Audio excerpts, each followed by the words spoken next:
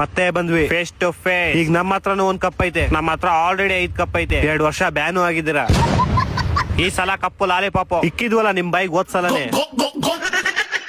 ತಲಾ for A reason. Police station. Hello ನಮಸ್ಕಾರ ಬೈಜಾನ್. ಸಲಾಂ ಅಲೈಕುಂ. ಈ ಸಲ RCB ಸೋಲಿಸ್ತೀವಿ. ಇದು IPL ಕೊಡೋ, ನಿಮ್ ಟೀಮ್ ಎಲ್ಲ ಇರ್ತಿ ಇದ್ರಲ್ಲಿ. ಆದ್ರೂ ಈ ಸಲ RCB ಕಪ್ ಗೆಲ್ಲಲ್ಲ. ಹೌದೌದು, ಅದು ಕರೆಕ್ಟ್. ಲೇ ನಮ್ RCB ಅನ್ಬಾಕ್ಸ್ ಇವೆಂಟ್ ಅಲ್ಲಿ ಮಿಡಿ ಪಾಕಿಸ್ತಾನ ಹೋಗ್ಬಿಡುತ್ತೆ.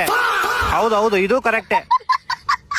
RCB ಗೆಲ್ಲಕ್ ಬಿಡಲ್ಲ. ಅಕಸ್ಮಾತ್ ಹೆಂಗೋ ಗೆದ್ಬಿಟ್ರೆ ಇನ್ನೇನ್ ಗೆಲ್ಲೋ ಟೈಮಲ್ಲಿ ಸ್ಟೇಡಿಯಂ ಬಾಂಬ್ ಹಾಕ್ಬಿಡ್ತೀವಿ. ಹಾಕ್ರಿ. ಹಾಕ್ರಿ 5ನೇ ತಾರೀಕು ಹಾಕ್ರಿ. ನಮ್ ಜೊತೆ ಇವ್ರು ಹೋಗ್ಬಿಡ್ಲಿ.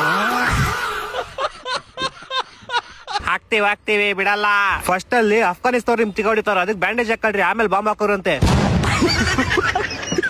ಹೌದೌದು, ಇದು ಕರೆಕ್ಟೇ. ಅವ್ರಿಗೂ ಹಾಕ್ತಿವಿ, ನಿಮ್ಗೂ ಹಾಕ್ತಿವಿ. ಹಾಕುವಂತ ಏನೋ ಸೌಂಡ್ ಬರ್ತೈತ್ ನೋಡೋ ಅಲ್ಲಿ.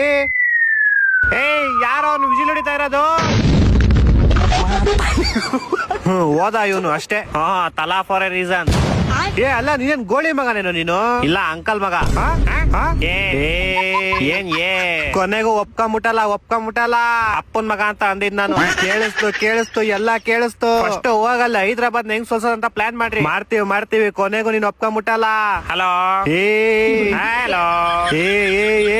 ಏನು ಕೇಳಿಸಲ್ಲ ಬಿಡು, ನಾನು ಆಮೇಲೆ ಮಾಡ್ತೀನಿ.